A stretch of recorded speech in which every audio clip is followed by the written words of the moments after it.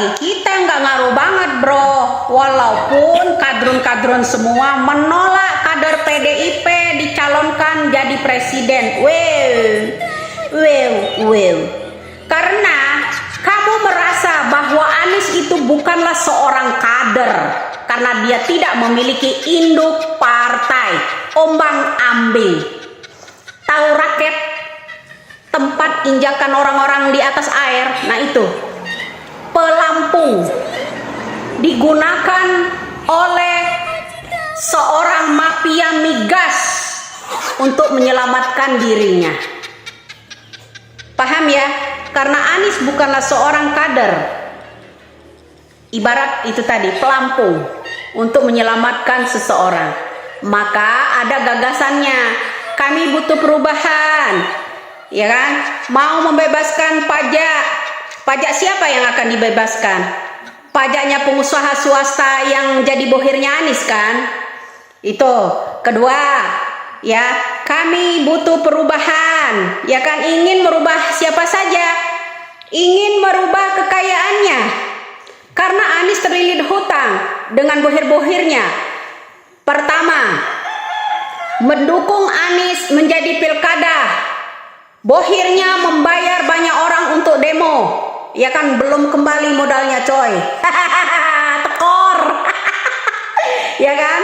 Ketiga, modal pada saat ya jargon revolusi akhlak jadi Jailangkung itu dulu dijemput oleh bohirnya Anies, ya kan?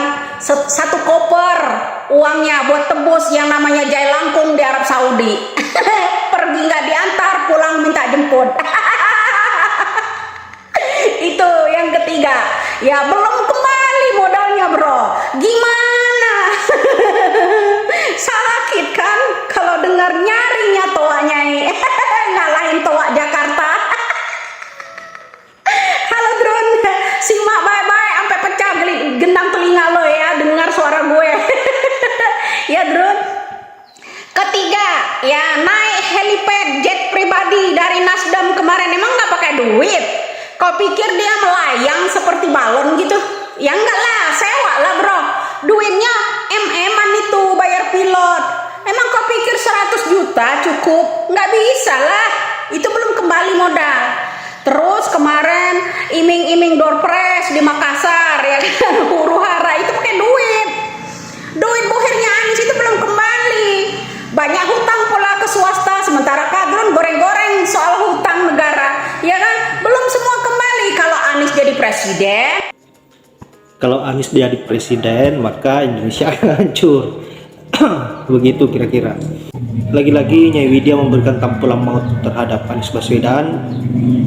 Dan saya kira pengikut Anies Baswedan ini tak henti-henti nyinyir dan nyinyir lagi. Yang paling utama yang jadi bahan nyinyirannya itu adalah soal utang negara. Dan mereka tidak sadar bahwa junjungannya ini Anies Baswedan mempunyai utang yang banyak sekali.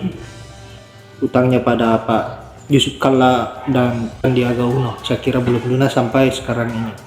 Semakin kadrun nyinyir, maka Nyai Widya semakin keras tampolan-tampolannya terhadap mereka. Saya kira Nyai Widya ini memang betul-betul counter dari kadrun. Dan Nyai Widya ini nyalinya sangat luar biasa, dia tidak pandang bulu.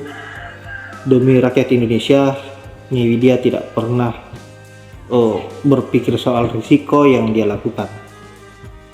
Makanya beliau begitu tegas dalam menyikapi apa yang menjadi narasi-narasi miring kadrun dan juga junjungannya yang kita tahu ada dua cabang saat ini yang harus dilawan oleh Nyai Widya, yaitu kadrun dari Yaman dan juga kadrun Cendana. Dan kita mempunyai dua lawan saat ini dan kita harus mempersiapkan mental. Nyai Widya harus kita jaga baik-baik, kita support, kita bantu untuk menyuarakan sebuah kebenaran, dan kita harus bersama-sama untuk menampol congor busuk kadrun.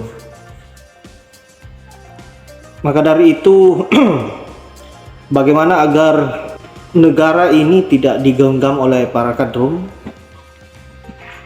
Untuk itu kita harus memilih Pak Ganjar dan Pak Mahfud MD untuk menjadi menjadi presiden dan wakil presiden 2024, biar para kadrun semakin kejang-kejang dan seperti cacing yang kepanasan.